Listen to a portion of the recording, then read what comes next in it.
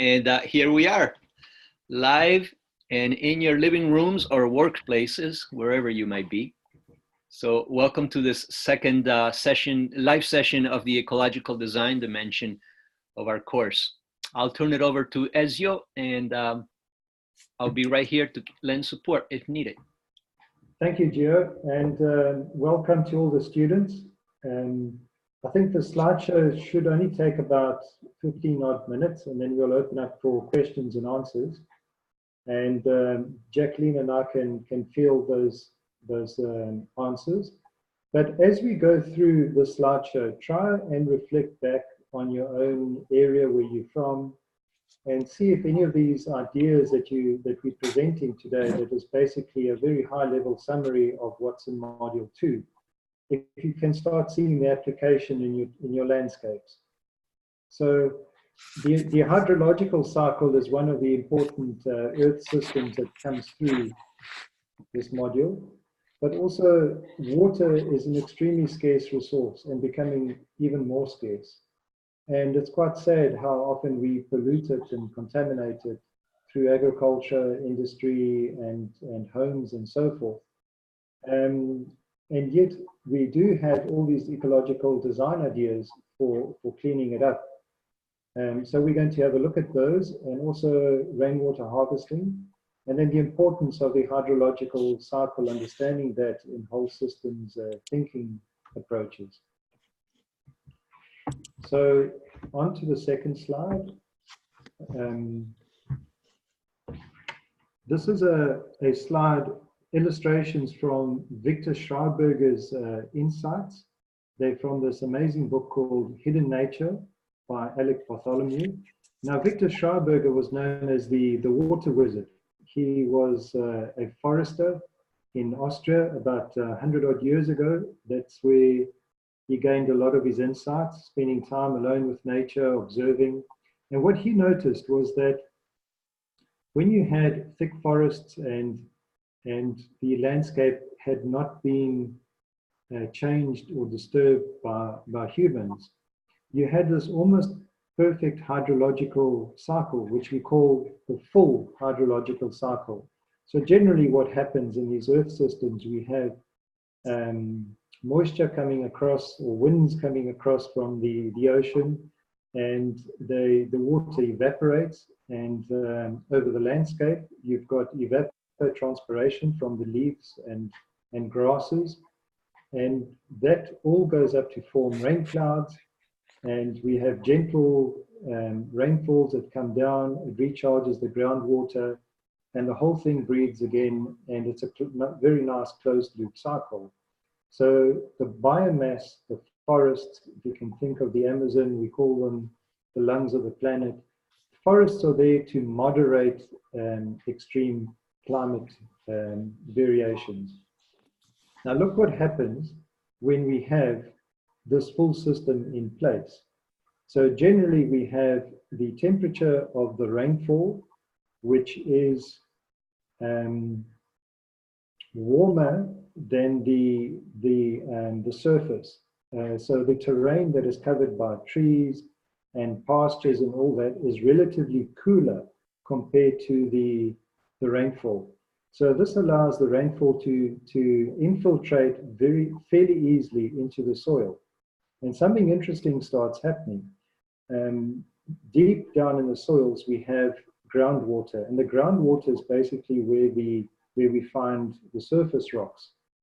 And the bacteria, the anaerobic bacteria that burrow down, they're the ones that are mining all these minerals on the rocks. So there's water in the water table that brings up, as the new rainfall comes in, it infiltrates, and it creates this water pressure cycle where the old water that's lying on top of the groundwater gets pushed up, and the new water rainfall that comes in settles down. So there's a circular pattern inside the landscape, inside the earth, that happens.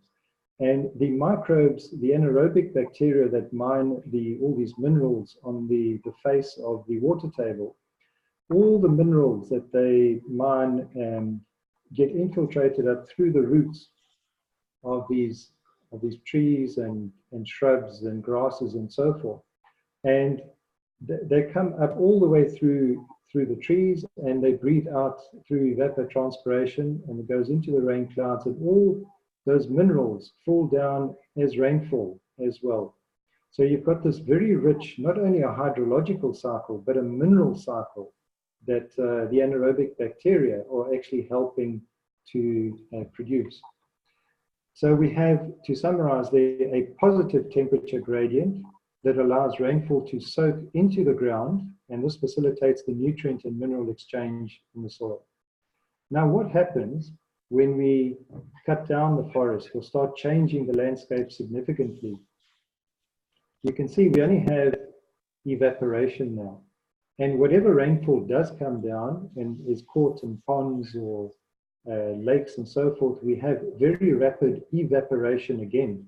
So we have all this huge temperature exchanges, and the rain clouds get thicker and higher because there's more moisture in the atmosphere, and so forth. We start getting huge downpours or rainstorms, and this is why we have flash floods now.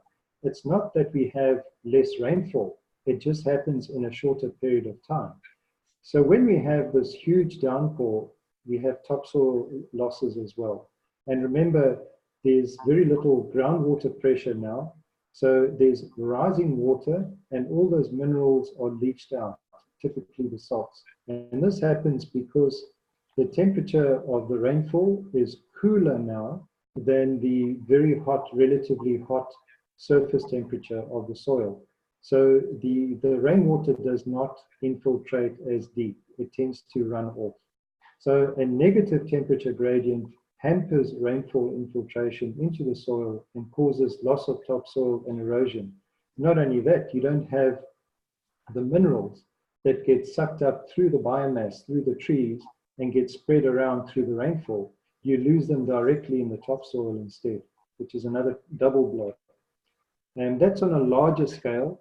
But let's see what happens to each tree. If we can view every tree basically as a water pump, because the roots of the tree bring up minerals and water, and there's transpiration, there's evapotranspiration through the leaves, and as the rainfall comes down again, all the leaves put together is basically a small little rooftop. It starts collecting and slowing down the water percolates around the tree, and we start having this whole very nice closed loop cycle. So this is why trees are so important in the landscape.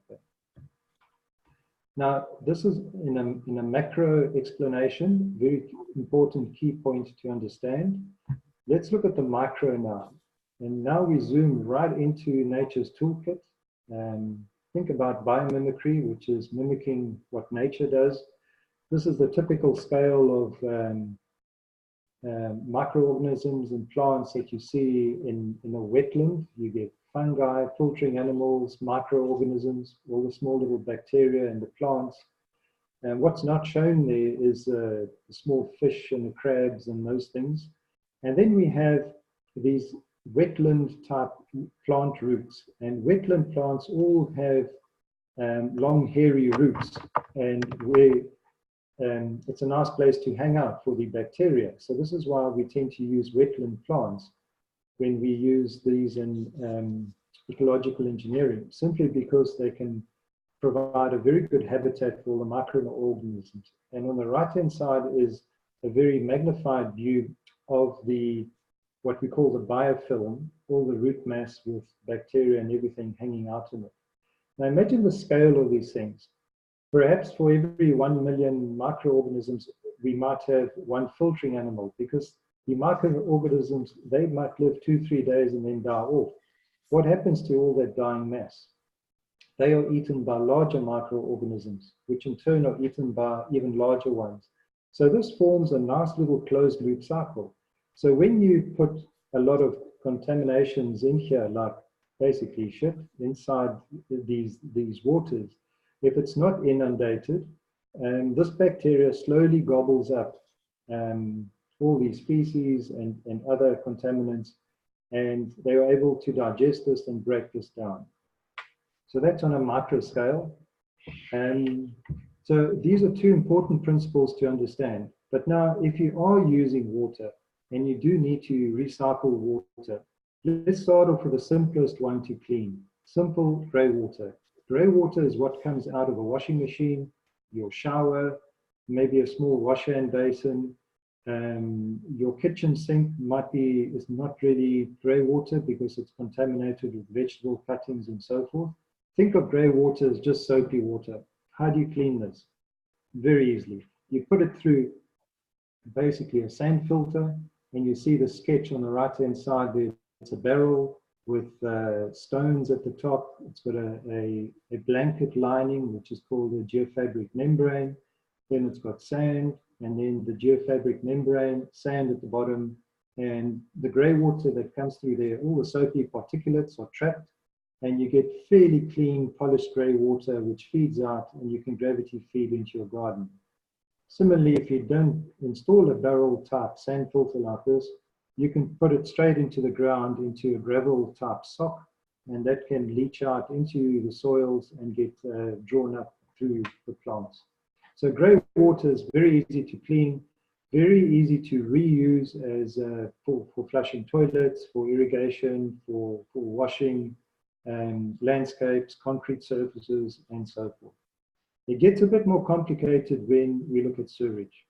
The easiest sewage solutions are a compost toilet, and you can see there in the bottom left-hand corner a typical compost toilet, and the arbor loo. So in your facilitator's extra handout material, there's a very nice slideshow on the arbor loo, which is basically a pit in the ground with a concrete ring at the top that basically forms the pit, and it's dug to about 3/4 of a meter.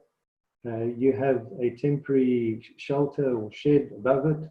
You go and make your deposits there, and you throw a couple of handfuls of sawdust or leaf litter, and when it's near the surface, you cover it up and you move the whole thing to the next spot, and you plant a tree there.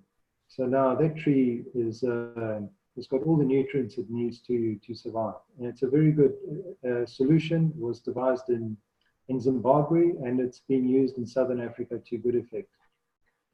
So these are the simple, ideal solutions. But what happens if we fixated with flushing our sewage away, as has become the norm? That's a linear system. So here we have the ideal is to put it in a biogas digester or a septic tank, and the solids then settle down and the viscous black liquid flows out. But it takes a while for all the solids to settle because there's this continuous movement. But with a biogas digester, all the anaerobic bacteria that slowly gobble this up, they produce methane, and the methane can be caught, trapped, and siphoned off for energy use or cooking and so forth. These are generally anaerobic processes. Why? Because the bacteria that gobble this up, they do it without oxygen. I say generally because some compost toilets are slightly vented. So there might be the top parts of a compost toilet might be aerobic, whereas the inner core is generally anaerobic without oxygen. Now, what happens to the black water that comes out of a septic tank or a biogas digester? That black water is highly contaminated. How can we clean that up? Let's go to the next slide. So we have several solutions here. So we can either put this black water through a constructed wetland, and recall from your notes the cross sections of what this looks like in the top left-hand corner. That's if you've got a fairly reasonable size area to construct this thing. Alternatively, if you are in a very cramped urban space and you don't have that much luxurious space around, you can do what Findorn has done is a living machine. And a living machine is a very compact constructed wetland in a sense, except it flows these activated water in each of these barrels, meaning that it's oxygenated to enhance the whole process. And this is all aerobic. On the bottom right-hand corner, if you've got even a huge space, you can do what's called a wetland treatment system. So here the black water meanders its way through these various channels, slowly being cleansed from one channel to another before it opens up into the lowest area, which is generally a pond. And by the time it gets there, it's fairly clean. So you just allow nature to do its work. On the bottom left-hand side, we have lagoon restorers. If you've got a body of water that's a bit derelict or contaminated, we can have floating rafts where you can circulate the water in and amongst the roots of these floating rafts, and they effectively start cleaning up the contaminated water. So this is how we deal with black water. This is next slide is a cross-section of a living machine. You could see the first part is an anaerobic process because all the sewage goes in here, the solids settle. When this chamber is full, these solids can be pumped out, and that would make very good fertilizer. And then after this, it gets pumped through all these aerobic chambers where the water is oxygenated, and that is aerobic, that whole process. And then similarly, if we continue pushing this black water, which is now polished gray water, you can also put it into a very shallow wetland, like you see in the bottom sketch here. So this is what a wetland treatment system looks like. It's got these floating rafts. So as the contaminated water comes into contact with all the biofilm, the bacteria that hang out there slowly gobble it up there. So these are generally aerobic processes because they're in contact with air. And here's another very nice example of cleaning up contaminated waterways. This is a canal in China, before and after pictures. In the top right-hand corner, you can see the mess that's there, the raw sewage being spilled out. And in the middle, you see a floating raft. Look at those long, hairy roots where the bacteria hang out. And on the bottom left-hand corner is the early stages of the construction of a floating wetland, and then the completed product in the bottom right-hand corner. So this is how you can clean up waterways and enhance the greening, the urban greening of urban areas. And then the final slide here, just two very important concepts to grasp is the whole systems approach for watershed bi-regional master planning. So if you're thinking whole scale, large scale, think of watershed catchments. But they could also be economic catchments, cultural catchments, and so forth. But the general definition of a bi-regional plan is based on watersheds. So that just gives you an idea. And look at the water catchments that we have in just a map from South Africa, which shows, imagine if the city planners or the country's town planners start planning according to these watershed areas, we'd have a totally different plan than what is in place at the moment. This is large scale thinking. For more smaller scale applications in towns and cities and so forth, even for an eco-village, again, consider the whole water cycle as a closed loop system, which this sketch tries to show that whatever water we waste, we need to clean up. We either clean it through a constructed wetland, we use that treated effluent, we can use it for drip irrigation that goes to plant trees. The waste from biogas digesters is used to create methane, and then compost is used from compost toilets or even the biogas digesters. And so everything is a closed loop design here. This is how we need to start thinking of sewage as basically an important resource that we can use as compost, fertilizer, and so forth. So that sums up the 9 slides. Um, and basically the essence of this module is to try and really understand the difference between aerobic and anaerobic processes, and especially how do you deal with grey water as opposed to black water. And then I posted on the discussion forum the thinking around these large dairies that are responsible for so much contamination of our waterways. And thanks to Daria for that excellent article that you found, I think, in one of the news newspapers in the UK, where they exposed a dairy that was polluting the waterways in Devon. And there were some really nice pictures in there that showed the typical linear process of these dairies. But having seen this presentation, I'm sure you can start thinking of ways that you can invoke a closed loop cycle for most of these dairies to start addressing waterway contaminations and so forth. I think I'll leave it there and we can open up for questions and answers.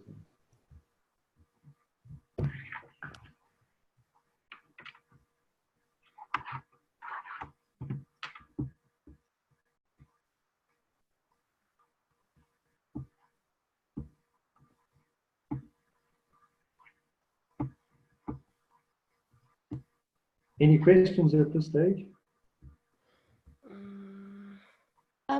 Yes, hi. I had a question about the solids. When you said that we can use them as fertilizer, do we have to be careful and only use them on like stone fruit trees, or what are the things we have to look out for there? That's a good question. Yeah, they say that after about a year of in a compost toilet, the stuff is pretty much broken down. But even then, you need to be a bit cautious and rather put it. You can recompost it again, put it on normal compost piles and work it even further. But the other way of making sure that any pathogens in there, the important thing is the pathogens. You don't want to transmit those,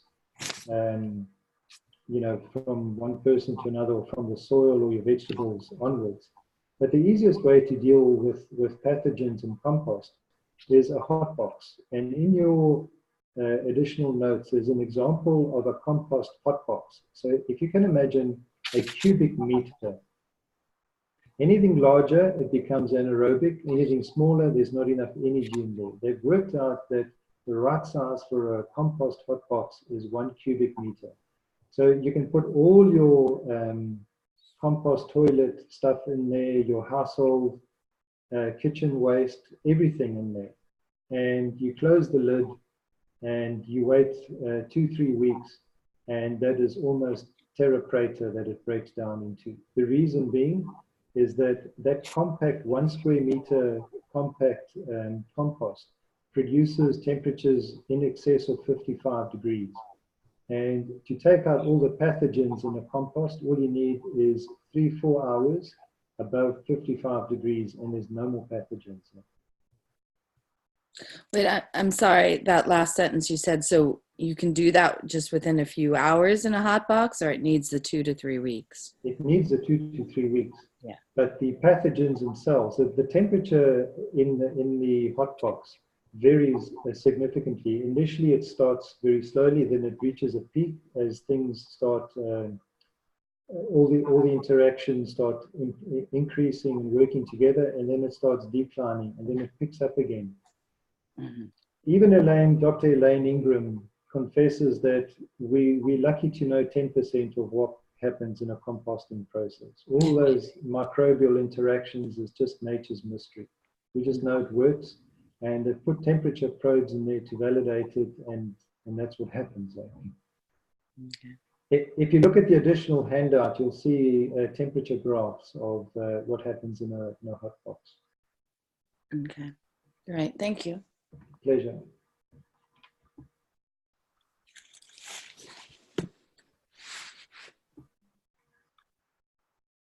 Any other questions or maybe you might want to reflect on how you can see some of these design solutions in your own backyards that you hadn't thought about before. If you want to share along those lines, perhaps.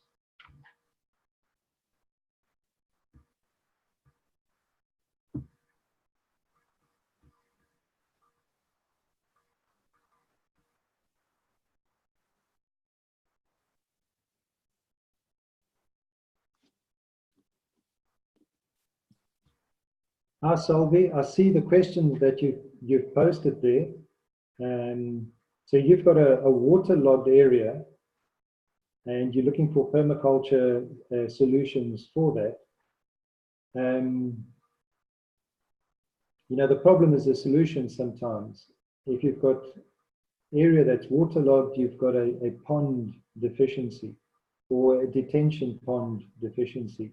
So if there's a way that you can look at your contours on your farm area and see if there's a way that you can drain it from the highest point to the lowest point, and try and catch the rainwater, just basically slow it down all the way down. You don't want to create a dam at the bottom because you can't use that water. You need to pump it up.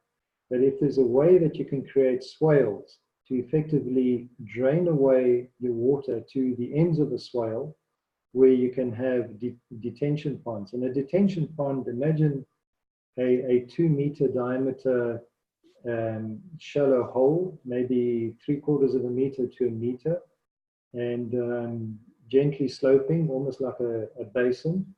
So the excess water in your swale trenches can trickle through into the detention ponds. You plant trees around it. Typically in South Africa or subtropical areas, you plant banana circles around these detention ponds. Bananas love drinking up water. You can fill that basin, the detention pond, as a mulch pit, and that will also soak up water. Also, planting trees on your swale will work as a water pump, where the trees will effectively start to pump up the water, and through evapotranspiration, you start draining the area. So you would need to look at the slopes, see where you can put a system of swales with forest belts and detention ponds. And I think that way you could probably drain an area.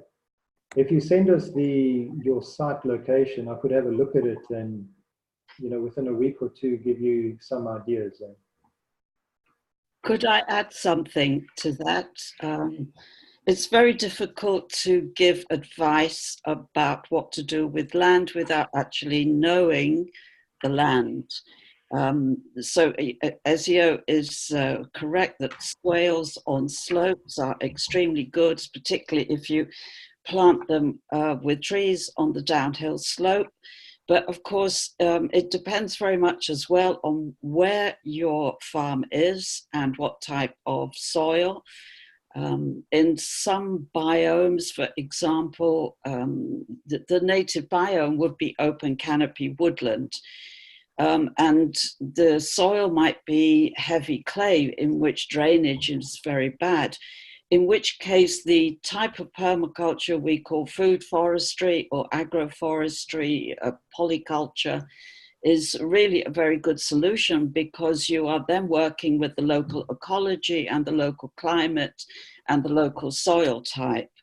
So that is a sort of an addition to Ezio's comments about swales, because very often land isn't actually on a slope.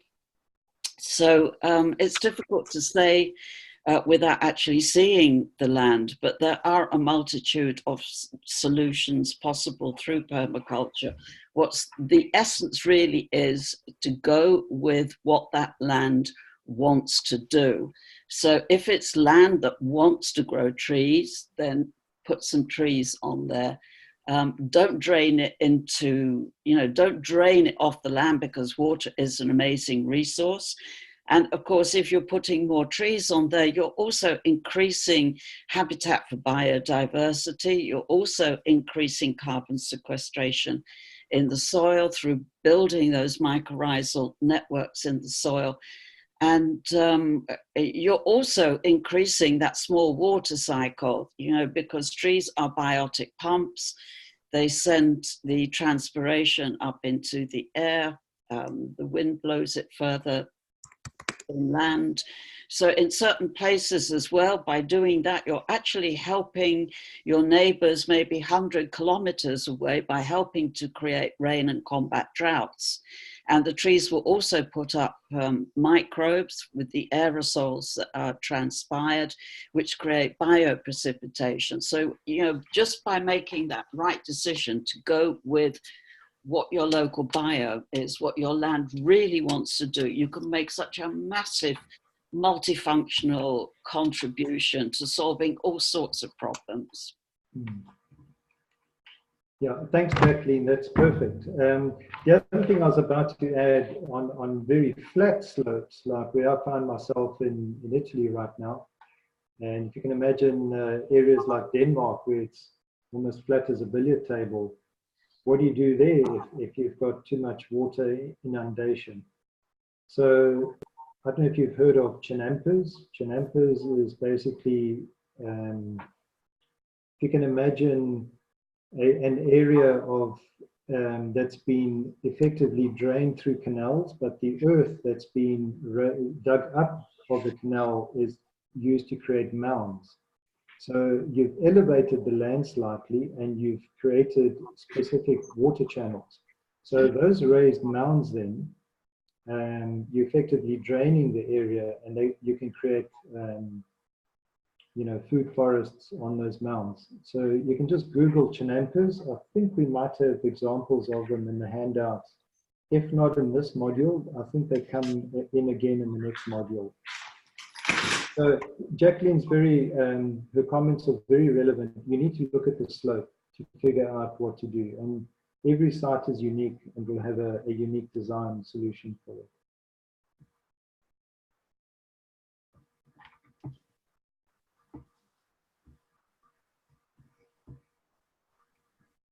There was another question before that one that you maybe didn't see. And also a follow-up to that question asking about trees. What tests and other things we can do to determine that grey or black water are clean and safe for use?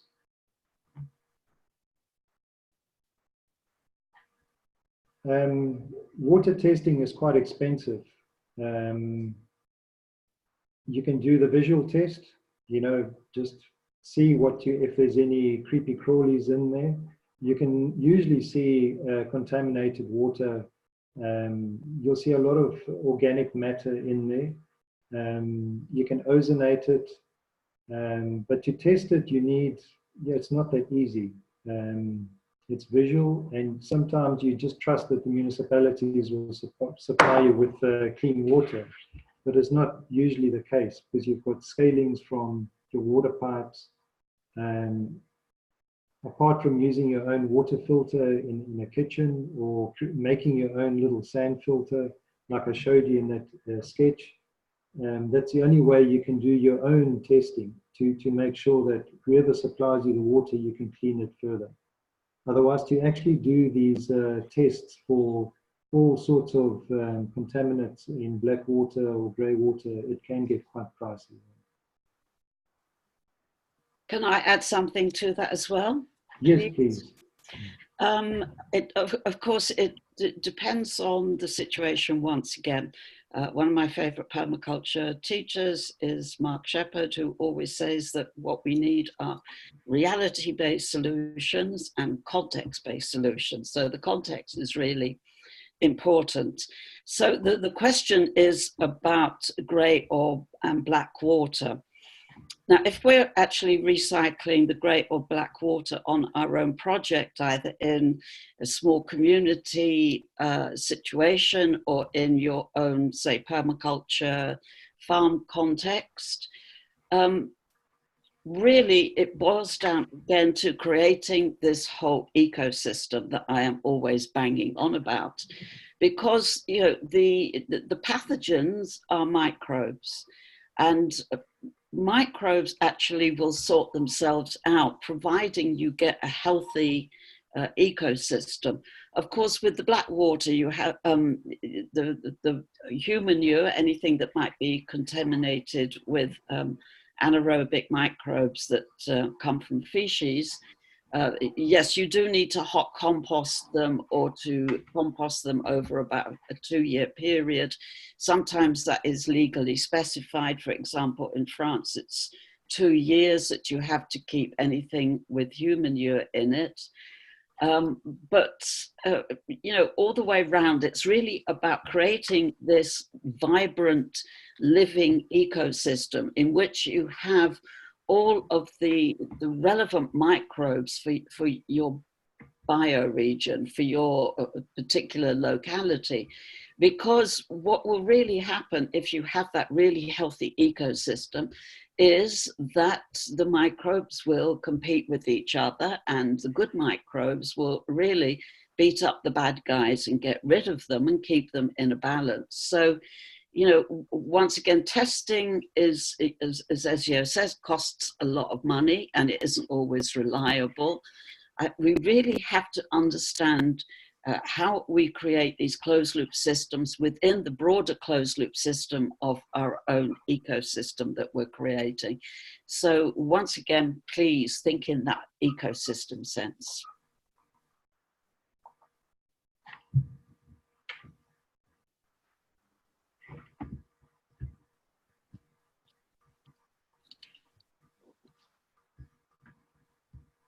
Okay. Any other questions?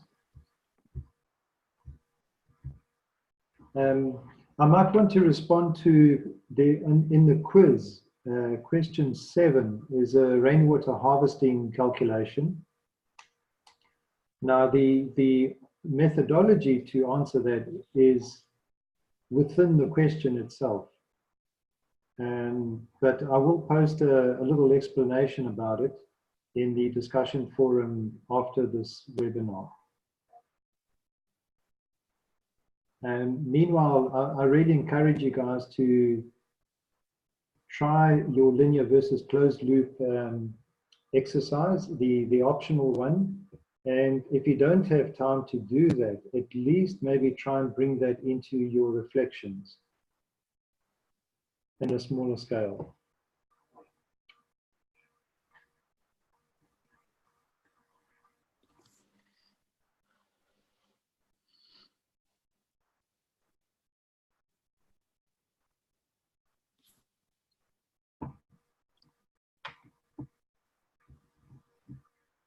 I don't hear any other questions.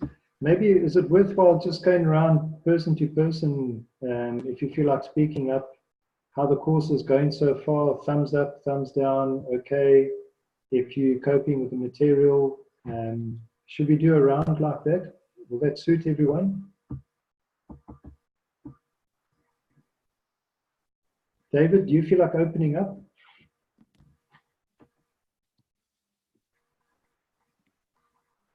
Okay, maybe David is just listening. Anthony, anything you would like to say, perhaps?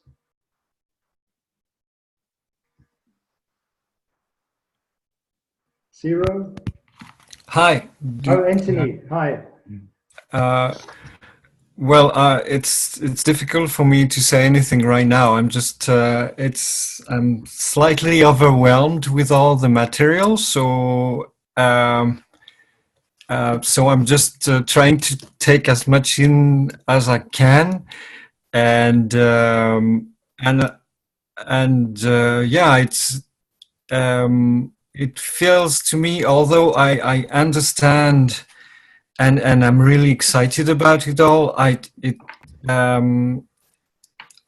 don't see how to apply it so much in, or how to start applying it in my personal context, because I'm not into a permaculture context yet. So I mean, I'll have to take small steps to get toward that. But I'm really thrilled with it all, and it's really exciting, but it's really a lot. No, thanks, Anthony. maybe as the course unfolds, especially when you get to the design studio, you might see a bit more practical relevance as you start tackling a case study. Mhm. But thanks for your feedback. Cyril, I've seen your Can I name. also just ask Anthony a question since he's online? I know, Anthony, at the beginning you seem to be having difficulties finding your way around the virtual classroom. Have you managed to resolve that now? Or Um, is there anything that you can share with us that might be useful for other students? I would say don't give up. That's what I would say. But no, it's what I was really scared about is to be left behind, because I saw some people getting in groups very early, and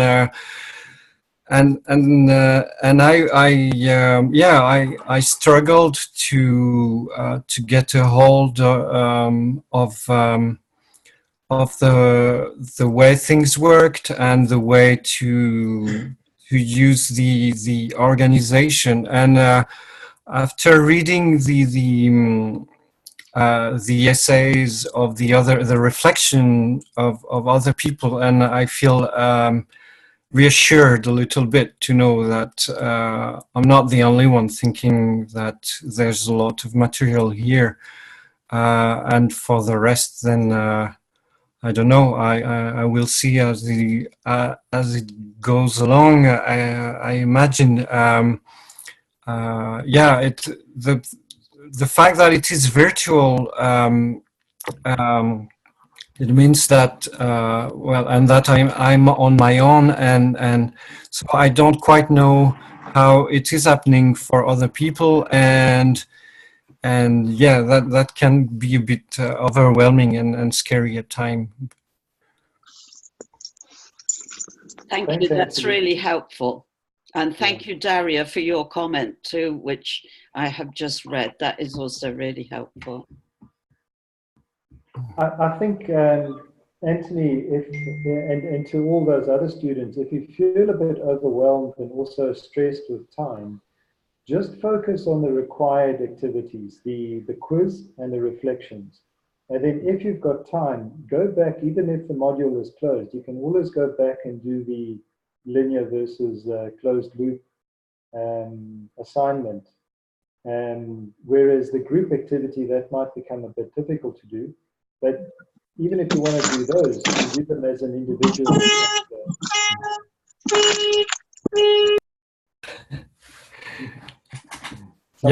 Someone's taxi's arrived. Okay. Thank you. Anyone? Thanks, Anthony. Anyone else wants to speak up? We tried Ciro. Ciro's got his mic off. Yeah. So, what do you want a comment from me, like If you have anything, just feedback a short feedback or question, if you have, so that we can quickly go around all the group and pick up any burning issues that we can solve now on the platform. Yeah, like for the module to probably understand other people that are a little bit like overwhelmed about like the information given. I already did like the permaculture the design course, so I know that it's really hard to take everything, and sometimes it's really hard like answer some question. Depends like where like we are living, and even like communicate is pretty hard because like the platform is pretty cold too. But overall, I think I'm all right, and I'm just like following, try to read and keep track of all hyperlinked information, and hopefully I'm going to try a way to try one of the project that are explained in the module. But overall, it's right. There is only one thing that I'm a bit confused is about the quiz. Okay. Yeah, because like my idea is that if the quiz we can like look back the materials the quiz should be something that help us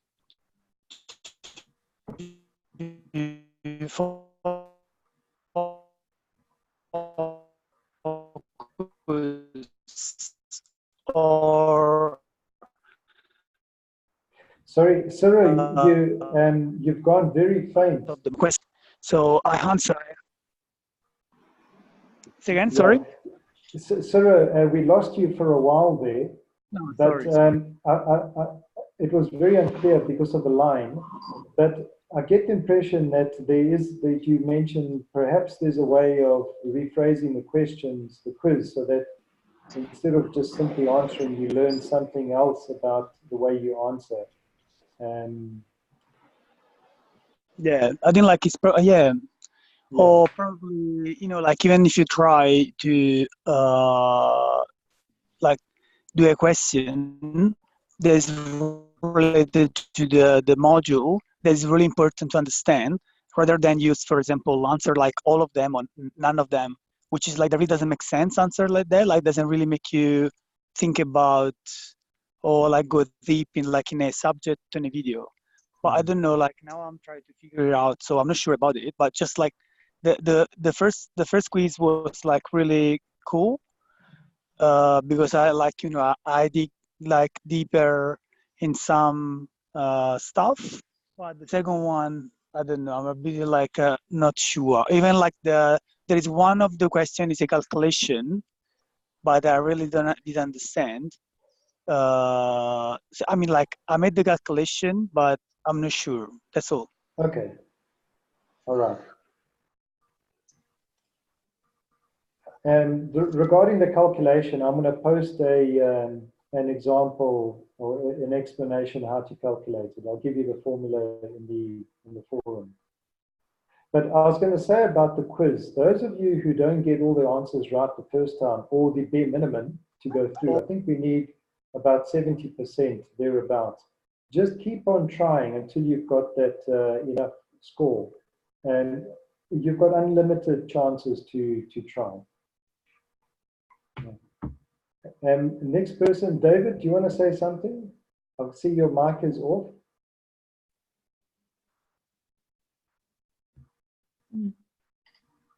Is David coming through? No, maybe we give him another chance afterwards. Daisy May, do you want to say something? Hi. So glad to be here. So, yeah, I guess can you hear me? Yes, we can hear you. Okay, great. So yeah, I'm really enjoying the water module because I'm very interested in water, sustainable water systems, but it's something I don't have a lot of experience with. So a lot of the information is very new, and some of it I'm struggling to learn, like take in, because it's kind of like new language for me. So I guess for me it's like half and half. So some of the information I feel quite confident with because I have some experience in it and just through life. Yeah, I'm finding it easy to like process. But then, for example, like the wet system and the watershed, I found that really hard to understand. And I'm not too concerned about that because I know that it's just going over it and finding my way of learning about it. But I think it really is because it's like new language. I've never, like it's a whole kind of new, yeah, like a new, I don't know what the word is, but I've never learned about this like depth of water systems before. So I guess like I was wondering, do we have to learn all of this by the end of the course, or is it something that I can learn over time? Because yeah, like I feel confident with some and actually a lot, but some of the language is just going over my head a little bit. Does that make sense? Yeah. Daisy May, don't stress too much if you don't understand it. As long Okay. as you get the big message is the closed Yeah. loop design, where the Yes. waste of one becomes the food of another. If you Yeah. can just focus on thinking like that, Right. you'll find your feet. And we've included additional material in the facilitators handout folder. Those are to keep you busy for the next Oh couple of yeah. years. So Yeah. you don't need to, yeah. They're really helpful. The handouts, like I really have learned a lot from them already, and they're a little bit more simplified, I think. Like I saw the one from your that I think you had done, Ezia, about the permaculture one, and that was super like really easy for me to take in. And Okay. yeah, like as I say, a lot of this is, but some of it just is new language, so it's just taking a while to get the hang of yeah, but it's given me a great groundwork for understanding design that I feel I will be like learning over the next forever, probably. So yeah. No, good. Thanks so much, Daisy May. You've got reading Can material I then for can a I couple of years. just ask? Can I Yeah. ask Daisy May something? Yeah.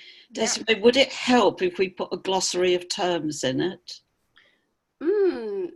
Yes, that probably would help. Okay, thank you. Thank you. Okay. Anthony, Ciro, Daisy May, Daria, are you able to speak or are you still at work there? If you want to say something. Otherwise, David, your mic is still off. I don't know if you're ready to say something, or we've got Hannah coming up. I'm just following the order of the participants in this the webinar here. Daria, I don't think can speak. She did say she's going to be she's at work and listening. But Hannah, I see your mic's off. Do you want to say a few words? Yeah, I've actually been having a lot of trouble even logging in. This is the first interaction I've been able to do with the class, unfortunately.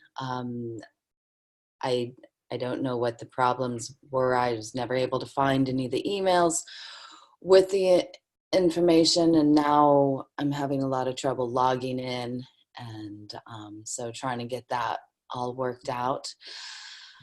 So Hannah, I can assist you. This is Giovanni. I can assist you to log in. I don't understand what the problem is, but I can enroll you and send you the login coordinates so you can enter the course.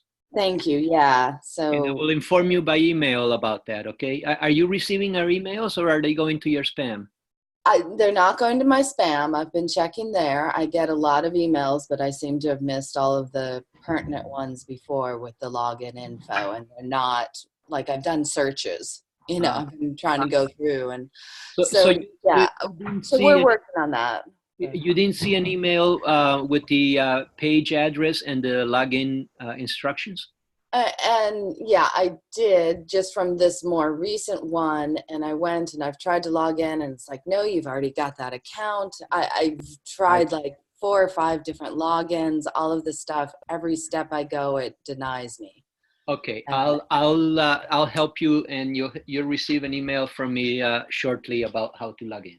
thank you. Yeah. And so I know it's all overwhelming and I've got so much going on with work and all these articles I'm writing. So I'm just going to do the best I can to catch up and follow along and learn as much as I can. And Yeah. looking forward to jumping in, but I know now 2 weeks later it's going to be even harder. So we'll see how it goes. Let me take this opportunity to remind everyone that you have two chances to complete the course. So if you feel that this year you are not able to do it for lack of time or whatever other reason, you can return next year at no extra cost. But after that, then we would have to charge again. Can I just ask about that? Because I was considering that option. Is that not till next January though? That's correct. The course, each module only runs during the same 8-week period each year. And then how soon do we have to make that decision? I would assume we'd have to make it real soon. No, you have to make it before next time. Okay. Yes. Okay. Thank you. Mhm. Okay. I hope you're able to catch up there, Hannah, and we'll support you for any assistance that you need. So just shout to us if you need assistance there. Thank you. Sure. Looking through the list, Solvi, do you want to say anything? Hello. Hi, Solvi. Yeah, hi. No, I'm very grateful for having answers to my questions, and yeah, and I enjoyed the study very much. I haven't delivered the first reflection, and but I've done the quiz, but I didn't precede it to you. So, but I'll finish because I've been so busy in my job. Yeah, I was looking out for your one still, but send it when you can, and I'll give you feedback promptly. Yeah. Yes, I'll send it this weekend for sure. So, Okay. yeah, but I like this very much. Many years ago, I went to 1 week permaculture design in the southern Norway, where we designed the garden from permaculture principles, and we had the companion of Bill Mollison who assisted us as Wow. an instructor. It was really great. You were blessed. I were very blessed, and I'm still. Yeah. So thank you. No, it's a pleasure. I think we've gone through everyone. Anyone else who wants to say something? David, your mic is still on. Maybe you want to say something? Yeah, hi. Look, I think I've heard before that it's an overwhelming thing for me, but an absolutely wonderful process. Very much enjoying the challenges, which at the moment are quite strong, but well done. It's an amazing program. Looking forward to continuing on. Okay. No, thanks, David. Keep soldiering on, and we'll see you in the next webinar then. Thank you. Sure. Any last comments? Jacqueline, any feedback from you that you want to ask the students? No, not really. Okay. Excuse me, as your slide is still up, I wonder if you want to stop sharing the screen. That way. Oh, okay. Yeah. Sorry, Jacqueline, go ahead. No, I really don't have anything more that I really want to say. I think that I just love reading everybody's reflections, and really always eager to hear feedback from the students about how the course is going, because that's the only way we can actually approve it and make it as accessible as possible to the students. Great. I think that's it. Any final comments before we close off? Good. I think that's it. We can close off the classroom then. Well, I'll say goodbye. Thank you, everyone. Thank you. Thank you, everyone. See you Thank next you. time. Okay, Bye-bye. Thank you.